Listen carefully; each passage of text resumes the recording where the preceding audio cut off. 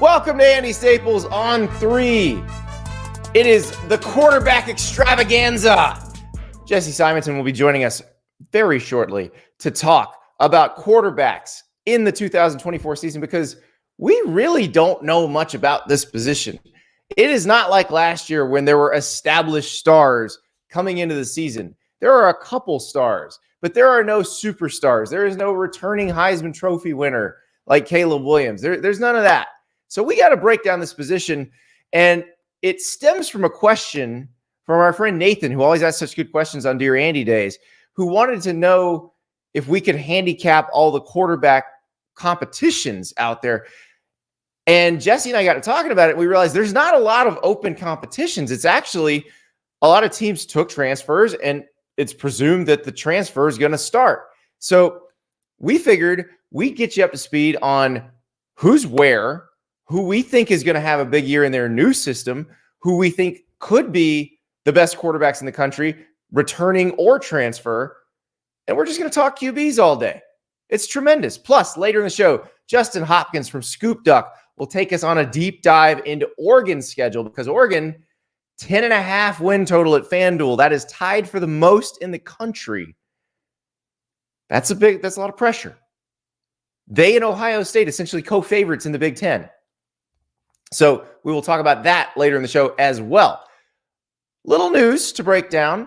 Keon Sabb, who entered the transfer portal earlier this week, he has committed to Alabama. He was at Michigan as a DB. He's committed to Alabama. And also, we got a little Michigan and Alabama coaching carousel too, but not exactly the way you think.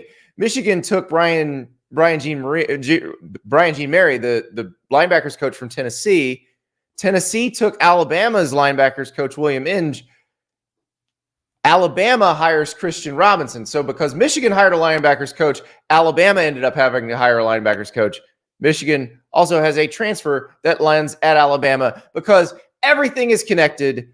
The college football world in 2024 is all interconnected, which brings us to the quarterback roulette that we will play in the 2024 season.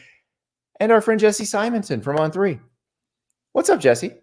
What's up, Andy? Happy morning to you. Did I explain the Alabama-Michigan circle of life well enough there, you think?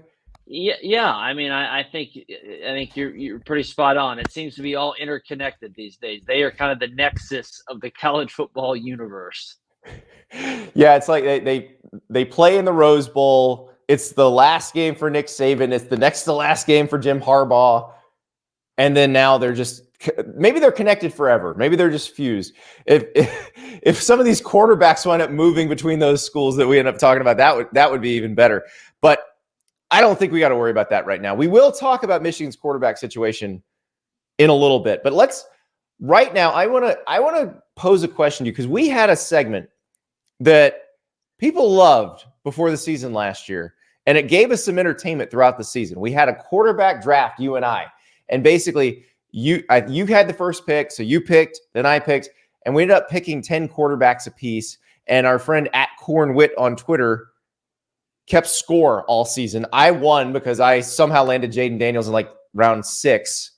But you famously called me an idiot because I didn't pick Bo Nix, and you were right. And yet I picked Michael Penix, who was awesome. So it was right. They were all really good. And I had Caleb Williams as the first pick. I mean, it was, yeah, I had several guys who got injured, but you had Jaden Daniels who just drove you to a title. Oh, yeah. He was just a machine. So that's what I was trying to think about all day yesterday. I could not figure this out. And so I'm going to put you on the spot. And I'm not sure I know my answer yet. I may have to just go with vibes on my answer. But if we did this today, we're not going to do this today. We'll do it after spring practice because I think we'll have a better idea of who's starting everywhere. We'll kind of know who's going to be everywhere because I think there's still some movement to be done in the transfer portal. But if we did this again, who would your first pick for 2024 be? So I thought about this too. You obviously posed this to me before coming on. And I think the reason there's not a consensus answer, obviously, because we don't have an obvious number one draft pick quarterback. It's the same reason why EA Sports, there's so much kind of intrigue. Who's going to be on the cover of the new college football game? Because there's not an obvious candidate. There's several guys who could. It's got to be a current player because they can do that for the first time. So we know they're going to do a current player. Right. So they want to do a current player, but there is no Caleb Williams. There is no Drake May. So I think, and he would not fit. I don't think he doesn't have enough cachet or panache to be on the cover because I don't think he's famous enough. But I think I probably would go with Carson Beck, the number one quarterback on the number one team. He probably, if he came out this year, Andy, would be a second-round pick. I think he's going to have the opportunity to play himself into that first-round conversation a year from now. But you could certainly make a case for Quinn Ewers, who's a guy that we're going to talk about who could maybe even end up losing his job, depending on how Texas's season goes, or a Shedeur Sanders. I think that there's a handful of guys who you can't really quibble because I think you could make a case or an argument for a number of guys. Yeah, it was really interesting. I went and looked at some of the draftniks because they always go, a year or so ahead. And I looked at what the draftniks think about the 2025 NFL draft QB board. And it's clear, like, they're just saying, we've heard of these people. That's pretty much it. It's like we've heard of Shedeur Sanders and we've heard of Quinn Ewers and we've heard of Carson Beck, but we don't really have an opinion on any of them yet. And it's true. It is one of those years. Now, when we do that draft, it is about what we think they'll do production-wise in college. It is not necessarily what we think of their NFL future. With Caleb Williams last year, we both wanted him number one. Obviously, he's probably going to be the number one pick in the NFL draft as well. But that doesn't happen every year. There are cases where somebody in college may be more productive and maybe doesn't have the same skill set you need to be a first-round draft pick or a top 5 draft pick in the NFL draft. But after some consideration, I think I figured out who I would pick number one based on who I think is going to have massive production, could be like a potential Heisman Trophy winner or Heisman Trophy finalist. You ready, Jesse? Well, let's hear it. Drop it. Jaxson Dart from Ole Miss. Okay, I can see it. You and I have been kind of high on Ole Miss. We've certainly discussed Jaxson Dart and kind of the Rebels' potential. He's going to be surrounded by, perhaps, if not the best, one of the best wide receiver rooms in the SEC. You're bringing in, Juice from South Carolina. Jordan Watkins is back. Harris is back. We know Lane wants to chuck the pill, and the fact that you don't have Quinshon Judkins behind you anymore, that may be a little more reliant on Jackson's arm. Oh, so no, they got Ulysses Bentley, baby. I don't think they're going to stop running the ball as much as they have. I think that's gonna still be the same. In fact, Ulysses Bentley will be the benefactor of all these great receivers they have because they're going to see some light boxes because they're scared to death of Juice Wells and Trey Harris. But they found they had the beef too.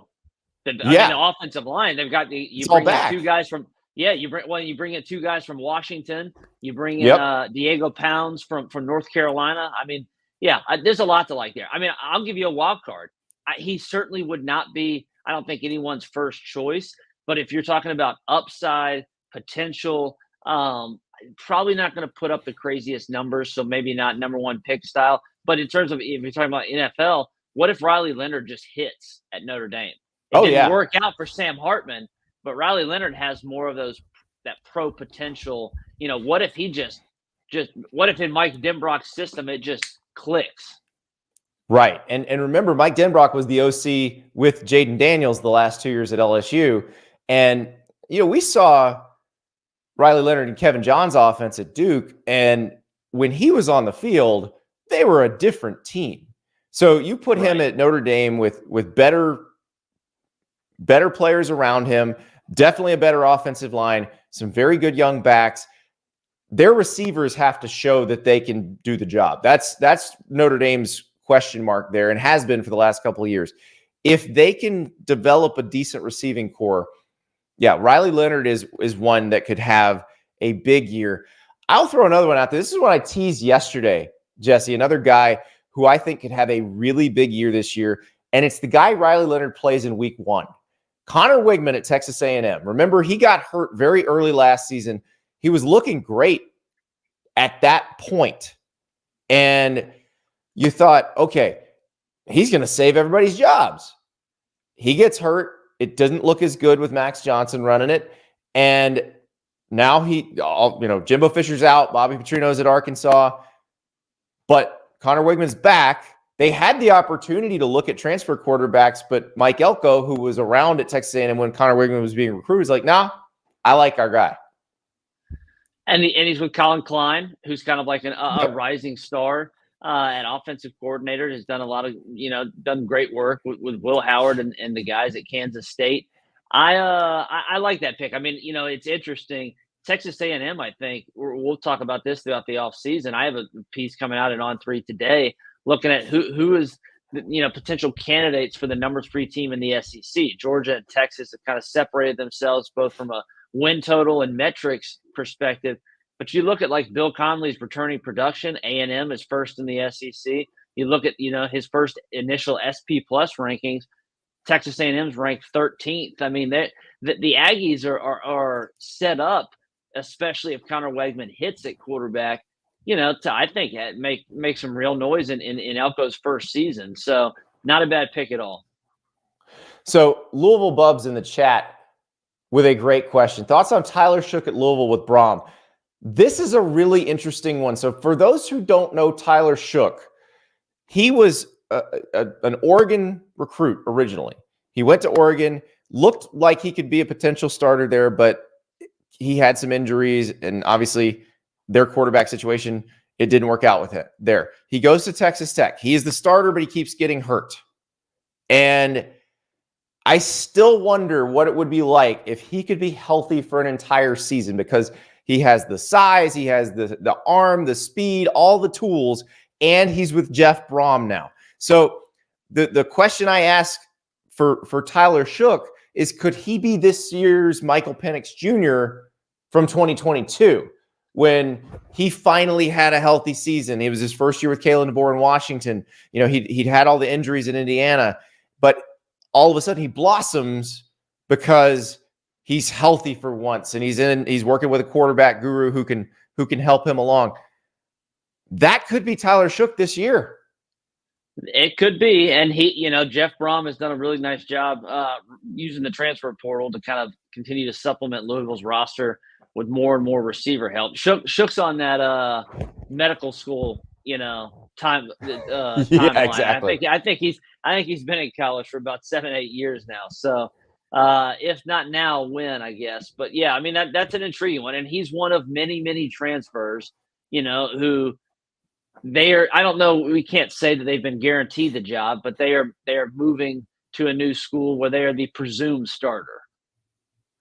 Yeah, Jerry in the chat. Jaxson Dart has an army of mercenaries at wide receiver. Yeah, well, I think probably the Ole Miss team might be called an army of mercenaries. But listen, if they all blend together, then you get the A team.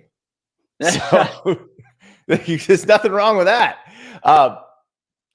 Let's talk about some young guys, and then we'll talk about young guys first, and then we'll talk about the new faces, new places thing, because the new faces, new places thing is probably the longest conversation we need to have with the quarterbacks, because everybody's moving around. But we'll start with young guys. There's 3 super sophomores that could be breakout superstars or could crumble under the weight of expectation. But they all are very interesting, and we saw them all as a. I don't think not everyone was a first-time starter in the bowl game, but we saw them kind of taking over in the bowl game. So you've got Jackson Arnold at Oklahoma, you've got Nico Yamamoto at Tennessee, and you got Avery Johnson at Kansas State. I want to add one more. Okay, Aiden Childs. Oh, that's a great one. And he's a new face in a new place, but same concept. Yes. Yeah. So Aiden Childs was at Oregon State. He was the freshman. He would come in, split time with DJ Uiagalelei. He followed Jonathan Smith to Michigan State. He's the guy at Michigan State this year. That's a great one. So of those 4, Jesse, who are you most excited to see as the starter? I think it's hard not to say Nico, just because there has been so much mania around his recruitment. He was the first big NIL, at least as we know of, the first big NIL recipient. And I think we saw 2 years ago with Hendon Hooker the possibility of Tennessee and what that program is capable of if you have kind of, one of these fighter pilots at quarterback. So is Nico that? He certainly, I think, of these guys has, tremendous pressure and, kind of on his shoulders. There's a lot of the expectations are sky high for him. So I think Nico would be number one. I think after that, it's notable that, Oklahoma made that decision, and I think it was absolutely the correct one, but they made the decision that, hey, we have a really nice guy in Dillon Gabriel, a guy who's been very productive with us for 2 years.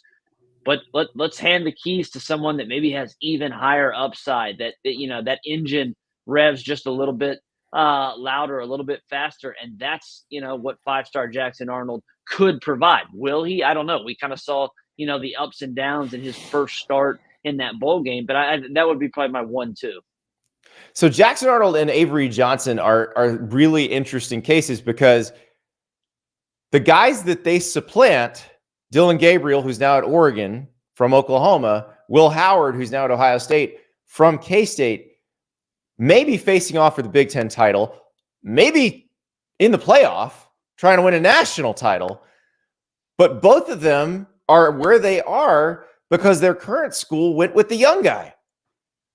Right, and this is kind of in the new world of NIL and how much roster retention and what it takes to kind of keep all these pieces together. Coaches are banking on it's almost like, again, let's refer it back to the NCAA game. Years ago when you were playing that NCAA game, folks would be cutting a 94 junior to sign a 92 freshman, and that's kind of because they might have more potential 2 years down the road.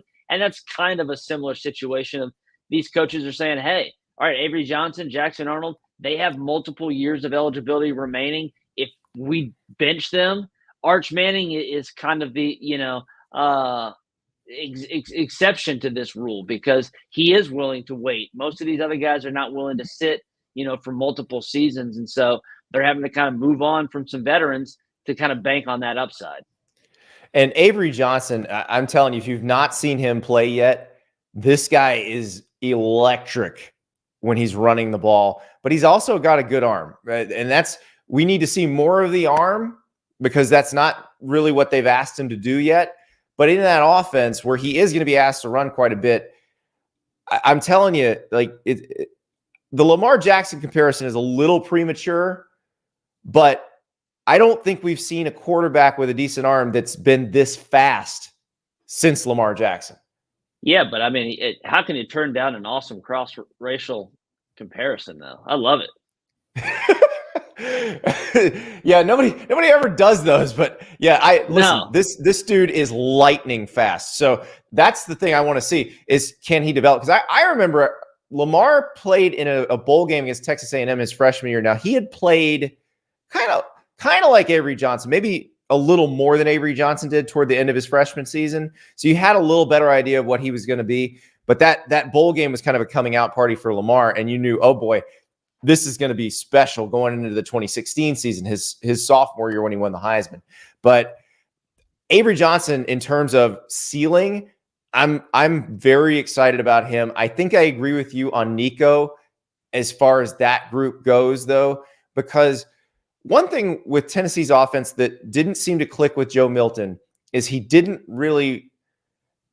wasn't as willing a runner as Hendon Hooker, or wasn't as good at choosing the read option stuff. They didn't run much with him because his instincts weren't as good as Hendon Hooker's were. Nico's instincts are very good. I keep going back to when I met Nico as a recruit and met his dad for the first time. And his dad is over 300 pounds. He's huge. He's like 6'7", over 300 pounds. And so Nico at the time, I think, was a little less than 200 coming into Tennessee. He's out 220 something pounds. He's probably going to put on more weight, and he's a pretty physical runner. So I think there's a chance he could be very good for Tennessee. So he'll be surrounded by more talent this year too. The wide receiver room was not was kind of I think a letdown a year ago, and they bring in the Temple transfer. You get 5-star Mike Matthews. Brew McCoy's healthy. Squirrel is going to be a year older. I think he's going to be supported a little bit better than even Joe Milton was last season. Yeah. All right. Well, let's talk about the new faces in new places. We talked about Riley Leonard already, but we mentioned that Avery Johnson's ascension puts Will Howard looking for a new school. He winds up at Ohio State. Jackson Arnold's sends Dillon Gabriel looking for a new school. He winds up at Oregon. Those two are kind of headliners because they are getting planted into situations where they have tons of weapons around them. Like in Dillon Gabriel, this offense is absolutely perfect for him. I think Chip Kelly can drop a nice offense for Will Howard too, given the skill set we've seen from him at K-State. But so many weapons around both of them and massive expectations. Yeah, and I think the funny thing is Will Howard's a guy that you kind of peek at his early Heisman odds. He's way up there. He's done some nice things at Kansas State. He won some, led them to a Big 12 championship game and win over TCU just 2 years ago.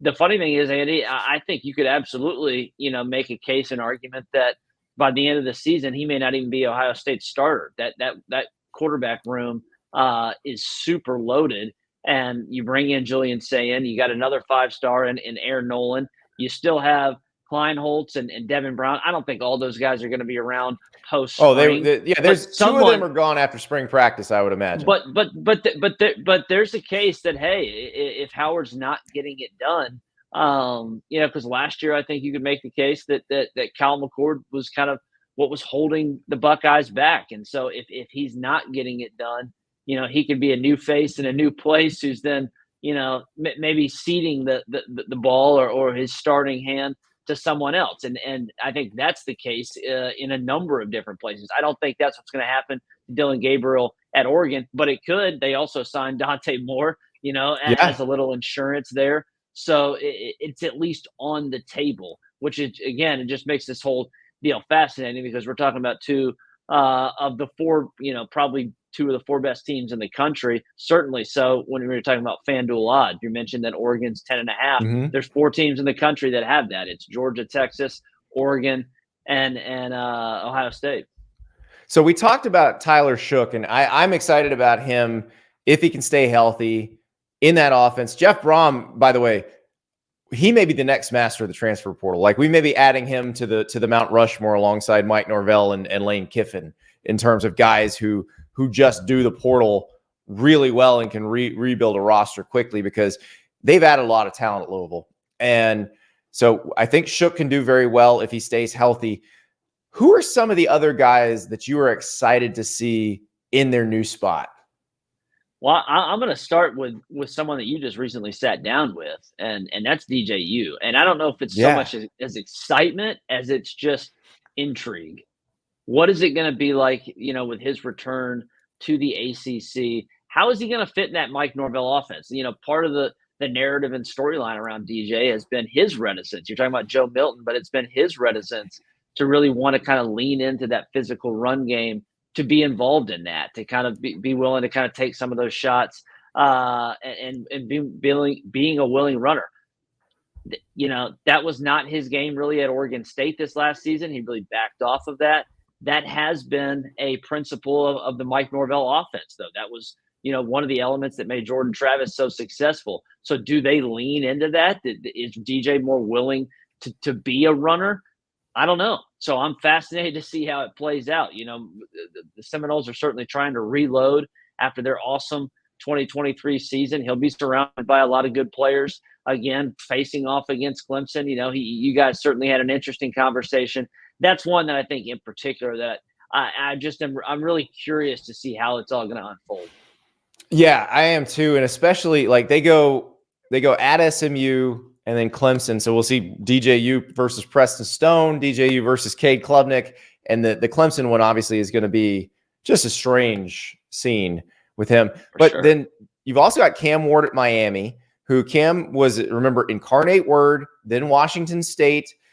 He goes into an offense at Miami that is similar to what he's been running. Shannon Dawson, the OC at Miami, same family tree as the offenses that Cam Ward has been running.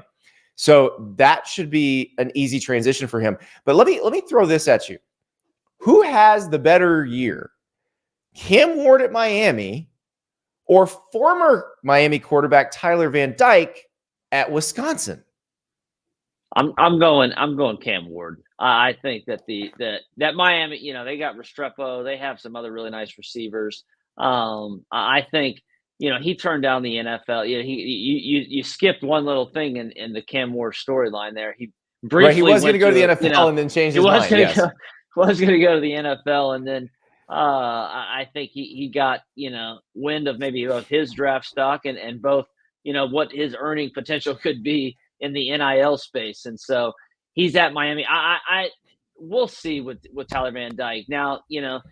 Longo's second season working with Fickle up there at Wisconsin. They're banking on TVD's got a big arm. What does that wide receiver room look like? How does he kind of play?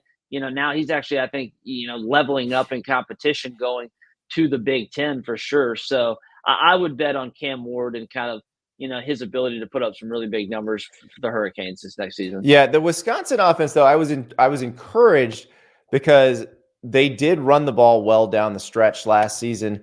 I thought the passing game was what needed to improve. They needed to improve their speed on the outside. If they've done that, and I have faith in Luke Fickell as a recruiter and as a coach of developers, and we saw that. We saw him develop stars at Cincinnati. So I have faith in him to do that. I think TVD is going to have a decent year at Wisconsin, and I think he'll fit very well into that offense. But yeah, it's interesting. Jesse, the original conceit for this show was our pal Nathan, who asked the really good questions on Dear Andy Day. He wanted us to hit open competitions. There are not a ton of those, but I did want to ask you about one, and that's USC. So you've got Miller Moss coming back, who he's just sort of waited his turn. He was there when Caleb Williams got there. He was there when Caleb Williams left. He plays in the bowl game last year and looks awesome. The team really rallies around him. But USC did go into the portal and get a quarterback. It was the UNLV quarterback, Jaden Maiava, who had a great year in Brendan Marion's offense as a freshman. And the question is, which of these guys do you think winds up as USC's starter? I would lean towards Miller Moss just because that seems to be where the tea leaves are. If you kind of, if you listen to Lincoln Riley last week, you listen to Lincoln Riley. One of the things Lincoln Riley said right after that bowl game, Andy, which maybe some of the viewers don't remember, again, playing the musical chairs game here, USC was famously in it for Will Howard. Lincoln Riley had flown to Kansas, had gone to visit Kansas State's quarterback, and it seemed like all, the stars were aligning for Will Howard to end up, being the Trojans guy in 2024. Well, then Miller Moss has this awesome game, and right after the game, Lincoln Riley's like, yeah, he probably scared off some guys, and sure enough, Will Howard, the crystal ball start changing, and Will Howard's headed to Ohio State. So I would now, if you had a choice between USC and Ohio State going into this season. Oh, for sure. I think Will Howard made the correct choice. But I think, he also might have been pushed in a certain direction in terms of, hey, where is my opportunity going to be best served? And Jaden Maiava was a true freshman last year at UNLV. So there's some time with him, and he's going to he has 4 more, well, you can redshirt him and then 3 more years of college eligibility if that's how it works out. Fun fact about Jaden Maiava. He has 7 siblings, Jesse. You ready for the names of the 7 siblings? Is one of them Georgia? Because I think he had probably the shortest commitment I've ever seen when he was committed to he was Georgia. Briefly committed to Georgia, seconds. Not Georgia, but close. His 7 siblings are named Heaven, Saya, Jacob, Justice, Henna, Hyena, and Jason. Hyena. That's feisty. Yeah, yeah. Listen, it's Hawaii, man. It's different. But so that is probably the biggest kind of mano-a-mano competition. But like you said, Lincoln Riley sort of tipped us off. Now here's another one. And this is we've asked the guys at the Wolverine this, and they've all answered the same way. Every time I ask them, is Michigan's starting quarterback currently on its roster? They say, probably not. So what happens for the defending national champs under new coach Sharon Moore? Is it Alex Orji, who they had a package for last season, but he didn't throw a pass?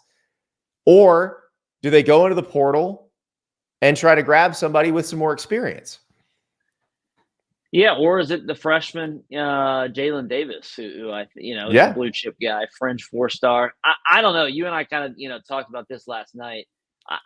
This one's crazy because USC, the expectations, we think it's going to be Miller Moss. We'll see how it plays out in the spring, but they're not expected to be even a Big Ten title contender next season. Michigan's still way up there in terms of odds, preseason rankings. You see there, SP Plus, I think they're 5th or 6th in the country. So even though they've lost a lot, Sharon Moore still has a darn good team, but he doesn't have a quarterback. And, I'm not sure what's the obvious upgrade going to be in the portal, because as we're talking about and breaking this all down, there's not like a lot of guys are going to be losing a competition. So you could be having a guy like Ty Simpson from Alabama who has 5-star potential, but hasn't really done it. That's as big of an unknown as Alex Orji. Now, I'm not saying one's better than the other or what have you, but it's right. And we don't know if he would enter. We assume that somebody from Alabama is going to enter the portal. Right. Right. Because and Jalen Milroe is probably the guy this year, and Kalen DeBoer has brought this guy from Washington. So in Austin Mack. Yeah. So I don't, what sort of options are the Wolverines going to be looking at in the transfer portal in the spring because of everything we've outlined?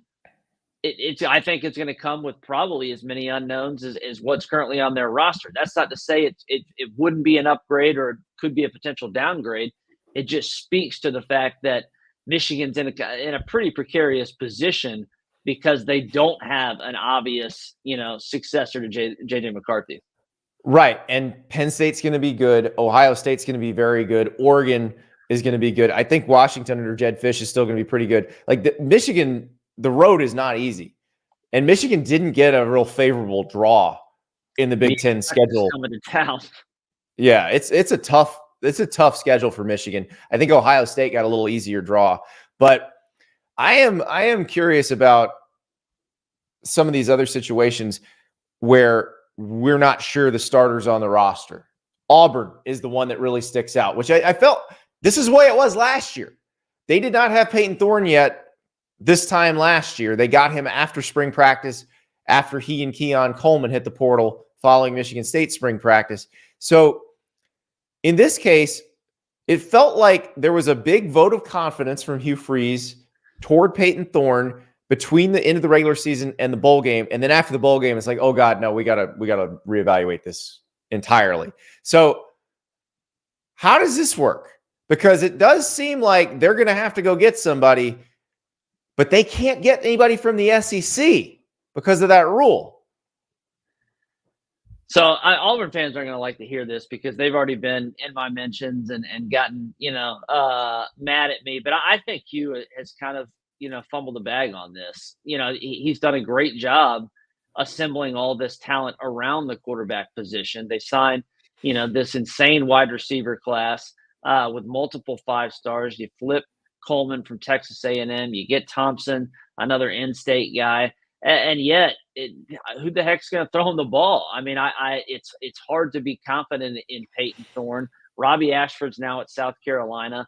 This is 2 straight off seasons. Walker White, the freshman from Arkansas, I think may have a shot here. I don't know, because if you look around, I don't see a lot of non-SEC quarterback competitions shaking out in a way that you're going to get somebody you like. So Walker White may have a shot to just grab this thing as a true freshman. He's going to be there in spring practice, so he's going to have a chance to learn the offense.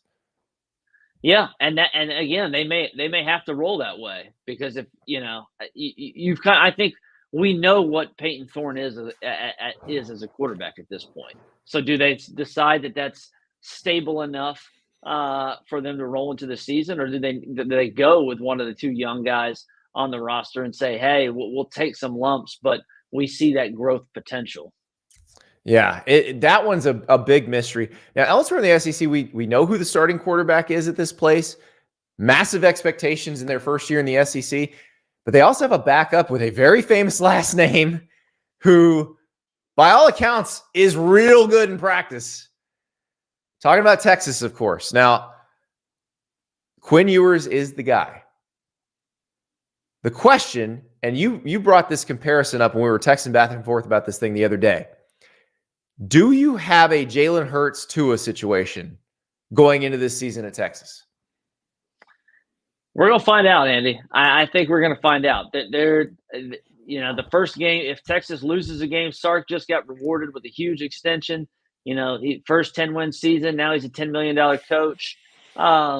Texas is probably one of the two or three best teams in the country next year with everything they have, even around the quarterback. So if there's any slippage there, if we've also seen Quinn just get hurt. Quinn's been a guy who's been dinged up throughout his career. So could there be a Wally Pipp situation where he misses a couple games and then Arch is so dang good that then he's not going to see the spot. So that is one that is, in terms of, we know that Quinn's the guy. Sarks has backed him through and through. Arch Manning has been the ultimate teammate, has said he's willing to wait his turn. But that's not to say, that we could not see a Nick Saban type situation where, hey, we got to hand the keys to the younger guy because we see, what he could do that maybe you can't. Or, again, Quinn's been hurt in both of his seasons as Texas's starter. What happens if he just can't stay healthy and Arch is like, hey, I'm not going to give this job up? Well, and I think that's the key thing to point out is Quinn Ewers has missed games both seasons he's been the starter. So it's entirely possible that that's the situation. It's not a case of, oh, you're playing poorly, we're putting this other guy in. It would be more, we have to put this other guy in, and now we have to make a choice afterward, which we've seen that. We've seen that. Like, remember, Kirby Smart's second season at Georgia. Yep. When the starter goes down and the freshman comes in and Jake Fromm and doesn't give it back.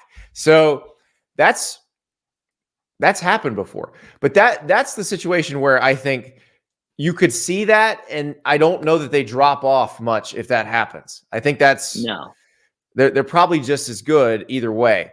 Now, you mentioned one, and I thought this was interesting too. And this is a case, I think, with a lot of programs, and this is the situation that Oklahoma was in last year, that K-State was in last year. So you got Florida with Graham Mertz in year 2 as the starter. We've seen transfers who get into their second year as the starter at the new school make some pretty big leaps. We've seen them do pretty well. And I would say that Graham Mertz had a very good end of the season last year at Florida. Their offense wasn't spectacular. Their defense was the bigger problem. But they've got DJ Lagway coming in as a freshman. This is the guy. They've pinned all their hopes and dreams to him. And I realize that a lot of this depends on how the season goes, whether Billy Napier makes it through the season as Florida's coach. But how quick do you at least sprinkle in DJ Lagway to see what you got there? Well, I think that his situation is tied and kind of tethered to what is happening with Billy Napier in the program. Because I thought Mertz exceeded my expectations a year ago. He was absolutely not the problem for Florida. He wasn't an all SEC quarterback, but he was highly capable. He led a solid offense. That defense was the tire fire, just historically bad. But this is, Andy, we've discussed this already, and I'm sure we'll dive into it more throughout the offseason. Florida has perhaps the most hellacious schedule I've ever seen in college football when you're talking about Miami, Florida State, and UCF in the non-conference, plus playing an SEC schedule that has the likes Georgia, of LSU, Texas, Ole Miss. Texas. Just absurd. And so are you going to throw a freshman kind of into that fire, or do you have to throw a freshman into that fire because your job's on the line and you need to sell, hope, the future, that this can be something to be excited about? It's its own unique situation that I think, really is going to be why people are kind of tuning into Florida, because you see that win total, the expectations are low. Everyone is kind of down on Billy. But can Lagway provide a spark, or does Billy have to lean on him to say, hey, I need you to provide a spark? And what sort of pressure does that put on, a freshman who, again, is ranked about as high as anyone that we had in the country at On3 this past cycle? Yeah, and most excited anybody's been about a quarterback in Gainesville since probably Tebow. And that includes when they signed Cam Newton. And I know not a lot of people remember John Brantley, but he was a massive recruit at the time. But Tebow was the one that just was a supernova of excitement. Lagway feels like that. The only difference is the team is not in the position it was when Tebow got there, where that team was coming off an 8-win season that should have been more. And then you realize this infusion of talent can take them to the next step, and they win the national title when Tebow's a freshman. This is a very different situation. Is this guy special enough to give you enough hope to give Billy Napier another year? We'll see. And he stuck around, when kind of the rest of that recruiting class crumbled. Yep. Lagway and McCray, that the 5-star pass rusher, were two guys who did ultimately sign with Florida, which was kind of a big, chip for Napier to say, hey, I still have investment. We still have buy-in here. The number one player is coming to Gainesville. Well, Jesse, we have traveled around the country. We have. We have talked about a lot of quarterbacks. I'm really excited about this season because I feel like there's a lot more unknown. And it's not just the changes in the schedule. It's not just the changes in the playoff. We don't know who's going to be that guy. Like, if you ask me to handicap the Heisman race right now, and obviously we can throw running backs and receivers in there as well, but I guess Carson Beck, I'd say, because I think they're going to win a lot of games. Like, I think Dillon Gabriel is going to put up massive numbers at Oregon. Jaxson Dart, we just mentioned at Ole Miss. But there's going to be somebody that we've not even mentioned, that we've not breathed one word about, that I bet wins the Heisman. Yeah, because normally they do kind of come out of nowhere. The irony is Jaden Daniels, a year ago had those insanely good Heisman, or insanely high Heisman odds. Then they kind of dipped a little bit before the preseason. You took them relatively high in the QB draft, and that paid dividends. I mean, he ended up, winning the dang thing. But would it stun you, or you can't cross off a guy like Drew Allar having a monster, season in it with a new offensive coordinator, fulfilling his potential as a 5-star. What if he, kind of emerged, from that middle of the pack and won it? Can't cross it out. No, you can't. And well, there's a super fun quarterback that we have not mentioned today. And I feel like before we end this segment, we have to talk about him, just at least mention his name. Jalon Daniels from Kansas. Now, Drew Allar at Penn State has Jalon Daniels' old offensive coordinator, Andy Kotelnicki, but Jeff Grimes comes to Kansas to run the offense. Jalon Daniels, Jason Bean still there at Kansas. Daniels is so much fun when he's healthy. The issue is he's not always healthy, but man, that's another one. If he can have a fully healthy season, he's going to put up video game numbers. You know who else is going to put up video game numbers? He's not going to win the Heisman because they won't win enough games, but new face, new place, KJ Jefferson. Yes. Running it in perfect offense for KJ Jefferson, the Gus Malzahn at USF or UCF. Yeah. Let the big dog eat. I mean, he's just gonna be, he'll carry the ball 30 times for Gus. Yeah, and that's like, so if we had to pick perfect offense for the new quarterback, for the person who transferred in, I'd say number one is KJ Jefferson in Gus Malzahn's offense at UCF. Number two is former UCF quarterback Dillon Gabriel in Will Stein's offense at Oregon. I think those are the best fits of anything we've seen so far. Yeah, I like that. Well, Jesse, it's been fun. This has been a very educational segment. We're going to have to do this. I think we're going to need to do this every couple of weeks, where maybe not position by position, but we remind everybody where everybody plays now. For sure. We got to remind ourselves. Oh, I know. I had the hardest time when we were prepping for this. I was like, oh, wait, okay. Wait, who's Wisconsin? Oh, Wisconsin's got TVD now. There we go. Okay. And so you just, yeah, you gotta jog your memory sometimes. So that was fun. And we will do this again very soon. Thank you, Jesse. Absolutely. Thanks for having me on. So we talked about Dillon Gabriel and the fit at Oregon. Let's talk a little more about that, because the Ducks come into the Big Ten with very high expectations. As well they should. But they have not lived up to those expectations the past couple of years. So new quarterback, new league. Can they live up to those expectations? We'll find out. Here is Justin Hopkins from ScoopDuck. We continue our deep dive series into the win totals of some of the most popular teams in the country.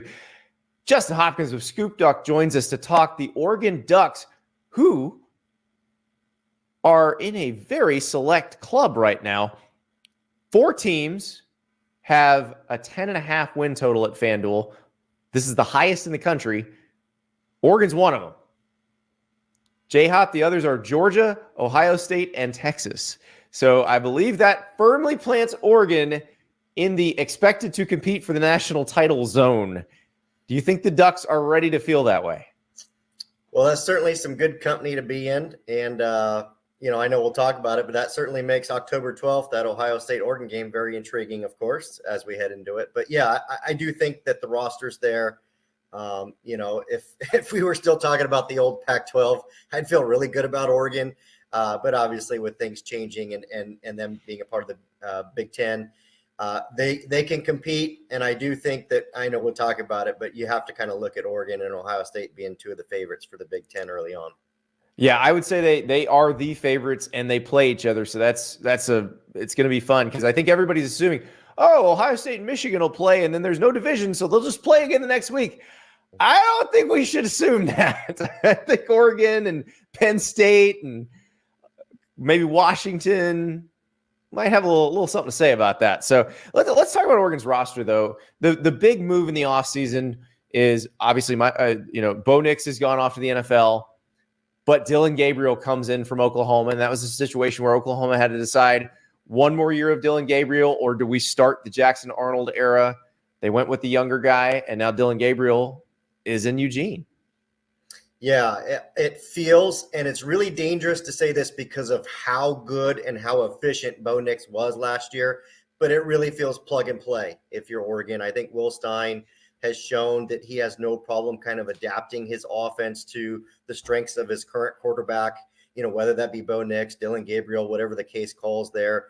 They've got plenty of weapons at wide receiver. They returned basically the entire offensive line, save Jackson Power Johnson, who rose his stock at the Senior Bowl there this past couple of weeks. So just across the board, offensively, Oregon looks really good, and defensively, they brought a lot of those guys back as well. So if you're looking for a team with balance and talent and depth, I think Oregon checks all 3 of those boxes. Yeah, and it doesn't seem like it's as big of a defensive overhaul as it was last year. It seemed like Dan Lanning, especially after the Oregon State game in 22, was like, okay, we are changing the personnel on defense. This roster is gonna look a little different. It seems like it's kind of more spot work, like Jabbar Muhammad, the corner from Washington, who's one of those too good to not grab if you can get him. That's exactly what I was going to say. I think for the most part, Oregon did fill a few holes on the defensive side of the ball. But like you said, a guy like Jabbar Muhammad, we got to go get that guy no matter what. And they had just gotten Cam Alexander to transfer from UTSA a week or 2 before. Like you said, Muhammad is too good to pass up. I think Kobe Savage is another guy that Oregon feels really good about. Okay. I think safety. Yeah, I think safety is where they needed help the most, and they certainly did a lot of work there. But along the defensive line, they were in great shape, and they didn't pursue anybody at linebacker in the transfer portal because they had a good feeling, or they pushed really hard for Justin Jacobs to come back and Jeffrey Bassa. I mean, returning those 2 guys is monster for Oregon. Yeah, and it does feel like in the trenches they're in a pretty good spot, because you have the older guys who were recruited by Mario Cristobal, and then Dan Lanning's done a good job of supplementing those guys, like a Johnny Cornelius coming from Rhode Island, and now in year 2 at Oregon. Yeah, and Jordan Birch came back. That's I Yep. mean, we're kind of not really talking about it, and it's kind of like he is coming back. There's a lot of upside with him, and a guy that could play into the early rounds. He wouldn't have been an early rounder had he come out this year, but he'll come back, and he was a real force in the last 3 to 4 weeks for Oregon, possibly even outplaying Brandon Dorless down the stretch. So, yeah, I mean, again, if we're checking all the boxes, they're good in the trenches on both sides of the ball. They've got skill and talent. They've got speed. They've got guys that have played in the system and guys that are returning. So now it's just really kind of getting Dillon, Gabriel up to speed and getting some of those guys to really step into those vacant leadership roles and take it from there. Well, and also Will Stein's back, which I know it sounds crazy because he's only been there a year, but you saw Kenny Dillingham got there, did well, became a head coach. Will Stein, there was a lot of noise around him in the coaching carousel. He's viewed as a future head coach, future star. And so the fact that they do have him back for another year is probably pretty beneficial. Yeah, you were able to return, both coordinators, all three coordinators, however you want to see it. But obviously they promoted Chris Hampton, secondary coach / co-DC. Tosh Lupoy returns. And like you said, Will Stein is back. And that's something a little bit different from Dan Lanning. We forget he's only in year 3, but he's already on his second offensive coordinator because Dillingham lasted a year and got the ASU job, which was great for him. I think Will Stein, I know I mentioned this just a moment ago about Jordan Birch, but I think Will Stein, we kind of saw him coming into his own about halfway into the season. And I don't think he was bad to start. I think there was just some things he was testing out, figuring out, and finding out about the team and about himself. And I think the play calling down the stretch for him was as good as it could get. And, an off season for him with this team is probably going to be very good for Dan Lanning and the Ducks. So let's dig into this 10.5, because to go over, there's little margin for error. Basically, it's probably the Ohio State game, or you got to win that game, and then you get a gimme somewhere else. But let's look at this thing, because it starts out looking very familiar to Oregon fans. You got Idaho, Boise State, Oregon State in a different part of the calendar, but it's still a game in Corvallis, and then UCLA. So that's September. That feels like an Oregon schedule from basically any other year other than Oregon State being so early. Yeah, it's going to be, I've been doing this for a long time, and for myself, I'm having a tough time wrapping my head around, okay, this is the new schedule. These are the new games. Obviously, the rivalry game remains with Washington, which is great. But, yeah, seeing Oregon State basically what would be your first Pac-12 game, that will be unique. That game is traditionally always, played in late November where it's really cold or really foggy or really rainy or all three. So Yep. It'll be kind of unique to see it probably like 75, 80 degrees and more than likely sunny out. And then you enter into the Big Ten era with UCLA. So it's just kind of, which is, yeah, it's not, that doesn't even feel like a Big Ten game. Like, leave the Pac-12 jerseys or Pac-12 patches on the jersey for that week. And then the following week, Sparty shows up and it's like, oh, this is different. Then it's chaos from there. Yeah. The only thing different about that UCLA game is that obviously no Chip Kelly. So that will be a little bit unique. That is going to be strange. And now Michigan State comes in, and I'm feeling very old because I was like, well, I just covered a Michigan State Oregon home and home series. I covered the game in East Lansing, and I'm like, oh wait, that was 2015. That was 9 years ago. So it's been a while since these two have seen each other. Obviously, Michigan State played Washington the past couple of years, but that's one with a familiar face, though. Jonathan Smith will bring Michigan State to Eugene, where he coached in Eugene last year. Yeah. No, that one almost feels more like the Michigan or the Oregon State game than the actual Oregon State game. Obviously, Trent Bray there. We'll see what he's able to do with that roster, which looks a little depleted. And then, you've got Jonathan Smith coming back. He's going to know, Oregon better than probably anybody in the Big Ten. He's going to be familiar with Eugene. So that's going to have a very, very interesting feel for sure this year. And then the next week, October 12th, the big one, maybe possibly the biggest regular season game in the whole country this year. We'll see. I think Georgia and Texas might have some say in that as well. But Ohio State comes to Eugene, which feels like the first kind of signature game of the new Big Ten. Well, it's set up pretty interesting. It's full circle. Obviously, Oregon went and played Ohio State in Columbus and won with Mario Cristobal, a very intense game. Ohio State wasn't able to make it out to Eugene originally from that series, and now here it comes full circle. Oh, and to boot, by the way, Chip Kelly's going to be calling the offense for Ohio State when they come. So I will say this: if there's any Ohio State fans, I know the Oregon fans will know this. If there's any Ohio State fans planning on coming to that game, book whatever hotel or Airbnb you can get early, because there will not be any come August or September. I guarantee you that. Yeah, you were going to have to sleep outdoors. Like you're going to have to find a spot on the Prefontaine Trail if you go camping. But yeah, this is exciting though, because the Chip Kelly thing only adds another layer to what was already a really fun game, because this is going to be two of the most talented rosters in the country. I imagine that Ohio State offense is going to be really good, because the idea of Chip Kelly, and we've seen Will Howard at Kansas State. We know what he can do, but we've never seen him with that level of talent around him. I think it could be fun, and it really does set the tone for the race in the Big Ten. I think everybody's watching that, and whoever wins that has the advantage going forward in the whole league, because Michigan's got a lot to deal with. They're bringing back some, but not a lot, from the national championship team. Penn State, new coordinators on both sides of the ball. We'll see, but man, it's something. Now, no crazy weird storylines for at Purdue or Illinois coming, but that's the other thing is, like, do you wonder sometimes, J-Hop, like, which Big Ten team is going to be the one that they're like, oh, we hate playing those guys? Like, who's it going to be? Yeah, who's going to be the thorn in the side? Because anytime previously when Oregon has gone to play in the desert, and whether that's been at ASU or against Arizona, it's just had a hex over Oregon. Always has. I mean, they've managed to win some, they've managed to lose some. They totally shouldn't. And so, yeah, you kind of wonder, like, okay, where's the death zone going to be now for Oregon? Is it going to be in Indiana? Could it be up in Michigan? Could it be somewhere?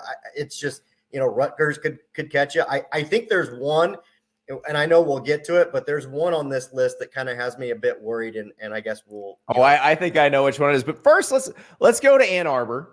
Yeah, November 2nd. And Ann Arbor, I think Ann Arbor has a special place in Oregon history, because it was the first place everybody realized how special that Chip Kelly offense was his first year as OC. Now, Michigan was coming off losing to Appalachian State, and I think that Oregon game made it look even worse, because people were like, oh, well, they're just getting destroyed by No. This was a special offense that nobody was prepared for. But now they're coming in. They may be favored in this game, and it's the defending national champs. Yeah, I mean, 3 weeks ago, we're talking about a different game, I think. Obviously Harbaugh leaves, go to the NFL. Of course, they promote Sharon Moore, which I think most of us expected they needed to do. So now you wonder, what does this Michigan team look like? What's their identity? Of course, Sharon Moore did a terrific job with that team in Harbaugh's absence, but this is a different animal. This is not filling in for 3 or 4 games or whatever the case might be. This is your team, your identity. And not to mention, they lost a lot of really good coaches and coordinators on that staff. So I think probably yourself and many others like me, just kind of wondering what Michigan team you're going to see this year. I don't think that they rebuilt in a way that makes them a contender like they are, but it's certainly a team that you can't overlook. And I'm sure there's many Michigan fans that would love to get a little bit of vengeance for that beatdown, Dennis Dixon, Chip Kelly, and those guys did on him. God, Dennis Dixon getting hurt. That was against Arizona too, right? That was not in the desert, but the desert came to Eugene that day. That's going to be fun. And I think the Sharon Moore personality, or the desired personality of that team, should feel pretty familiar to Dan Lanning and company, because it's exactly what they want Oregon to be. Yeah, no, I agree. I think he'll do a great job. I think those are, we're talking about kind of circling back. Oregon and Ohio State very much feels like Oregon and Washington last year, almost at the same time in the schedule, 2 teams that are looking like top 5 teams, easily top 10 teams, and you kind of come out of that game thinking, all right, this is a tone setter, in college football and in the conference. And then, of course, there was other games that Oregon had to go on to win, after Washington. And Michigan feels like, hey, look, if you are able to get past Ohio State, or if you lose a close one to Ohio State, you got to go and beat Michigan, and that's going to be a tough one for sure. So I think this is the one you were talking about where this might be the thorn in the side. And this going to Madison, Wisconsin in November is probably a lot like going to the desert. The Badgers, I'm very intrigued to see the Badgers this year because I don't think Luke Fickell would have taken that job if he didn't think there was a capability of them eventually being able to compete for the Big Ten title. They definitely needed to upgrade the speed on the roster based on what we saw last year. Like you saw them come to Washington State. They looked like they couldn't separate at receiver. If they can, there's a chance they can beat just about anybody. Yeah, that was the game. You're exactly right. Didn't tip that off to you, but you picked up on it. I'm going to be honest. One of my bucket list items in the new Big Ten era, the new college football Pac-12, that's a place I'm excited to go watch a football game at. I know it's a lively atmosphere, and that's the tremendous part about college football are those atmospheres. And like you said, this is a November game. This is going to be pretty much uncharted territory. I agree with you. I think Wisconsin's a team that we all kind of maybe have circled or just like, hey, question mark, is this going to be the year? Is this a team? And I think there'll be a thorn in a lot of people's sides. So, yeah, that Wisconsin game, if we're talking about which one are you kind of most worried about outside of the obvious ones, I think that might be it. Now, fortunately for Oregon, they do get a week between that and the Washington game, which closes the regular season. But they are now no more Kalen DeBoer, which is probably great for Oregon because they were 0-3 against Kalen DeBoer Washington teams. But this is a monkey they got to get off their back. Yeah, it is. It's kind of one of those things you walk into it maybe a little bit nervous, and you shouldn't, because you know that if you look at talent-wise, if you look at everything else, recruiting, all that, Oregon in spades is in much better position than Washington. But yeah, you're 0-3 against Washington. You need to get this monkey off your back. More than likely, as we both expect, Oregon's going to be playing for a lot on the line. Washington very well could be as well. I don't know that roster. It's just seen a lot of change. So we'll see what they're able to do up there. But yeah, it's kind of a game that's like, it really ultimately feels like Oregon loses that game badly or beats the brakes off Washington, and there's no in between. Well, and win total aside, let's say Oregon does drop one, whether they drop one to Ohio State or drop one elsewhere. The idea of Oregon coming into that game with one conference loss, where if they win it, they're probably in the Big Ten championship game. If they lose it, they're probably out. I mean, that could be a really heavy version of this rivalry, which is now moved to the the prime rivalry spot at the end of the season, as opposed to the Oregon State game.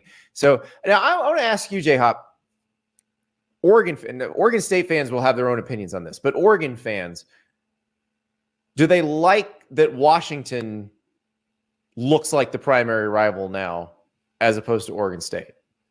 Yeah, I think so. It's a very tough thing to do because of the in-state rivalry and it being over 100 years old and it being so storied. But yeah, the blood and the anger and everything about college football that makes it great, it's Oregon and Washington, right? It hasn't been Oregon and Oregon State. It's been Oregon and Washington.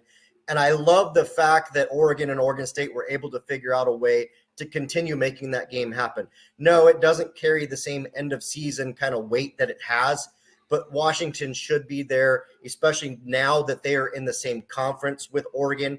It just makes so much more sense. And I agree. If you ask any Oregon fan who's the bigger rival, they're gonna say Washington 9 out of 10 times.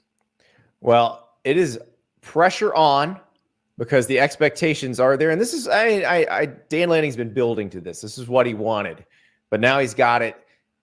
One of the favorites to compete for the national title, the Oregon Ducks. Can they go over 10.5?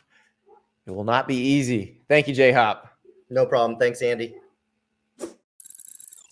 Every time we talk about all these games that are coming up, these new teams, new conferences, I get more excited. Think about that Oregon-Ohio State game at Autzen. Think about the stakes that could be if Oregon has a good season, closes the season against Washington, and needs a win against Washington to get into the Big Ten title game. Think about that. There is so much new stuff combined with some old stuff coming in 2024. I cannot help but get excited. And we should all get excited because the rest of the week, we got some big surprises for you. Got some good guests coming up. The bookings have been very good. These next few days should be awesome. So keep it locked here. Hit the subscribe button. Hit the like button wherever you are. If you're on YouTube, if you're on Spotify, if you're on Apple Music or Apple Podcasts, wherever you are. And come on back because we got another big show for you on Thursday. We'll talk to you then.